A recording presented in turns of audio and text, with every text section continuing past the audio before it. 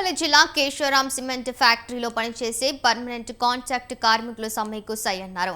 1100 మంది కార్మికులు నిరవధిక సమ్మెకు దిగారు. ప్రతి ఏటా ఇచ్చే దీపావళి బోనస్ ను వెంటనే ఇవ్వాలని డిమాండ్ చేస్తూ కార్మికులు ప్లాంట్ గేట్ ఎదుట బైఠాయించి నిరసన తెలిపారు. కర్ణాటకలోని వాసవి దత్త సిమెంట్ కర్మాగారంలో కార్మికులకు చెల్లిస్తున్న విధంగా దీపావళి బోనస్ ఇవ్వాలని డిమాండ్ చేశారు.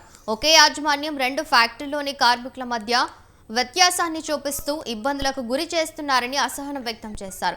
నెల రోజులుగా నిరసన కార్యక్రమాలు చేపడుతున్న సిమెంట్ ఫ్యాక్టరీ యాజమాన్యం స్పందించకపోవడంతో కార్మికులు విధులు బహిష్కరించి నిరవధిక సమ్మె చేపట్టారు. ఇప్పటికైనా యాజమాన్యం స్పందించి మెరుగైన బోనస్ చెల్లించాలని కార్మిక నాయకులు డిమాండ్ చేశారు.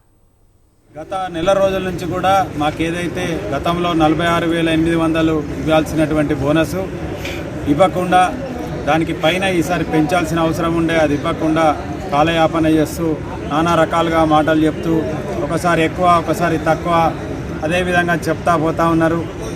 నెల నుంచి కాలయాపన చేస్తుంది.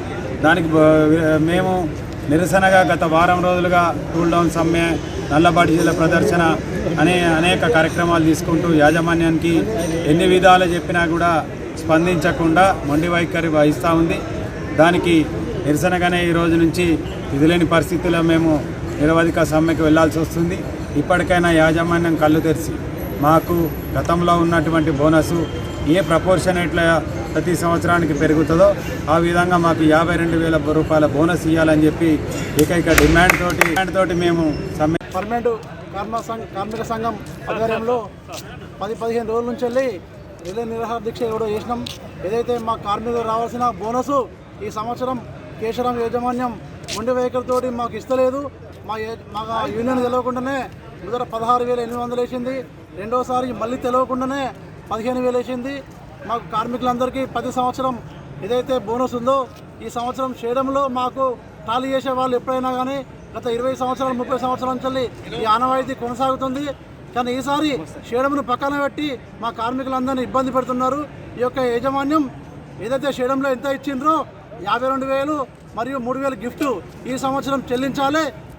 ఒకవేళ రెండో సంవత్సరం మూడో సంవత్సరం ఒప్పందం కార్మికులందరూ అభిప్రాయం మేరకు మేము ఒప్పుకుంటాం. ఈ సంవత్సరం అయితే 52,000 బోనసు మరియు గిఫ్ట్ 3,000 చెల్లించాలి. శాంతియుతంగా పోరాటం చేస్తున్నాం. మేము యాజమాన్యం అర్థం చేసుకోవాలి.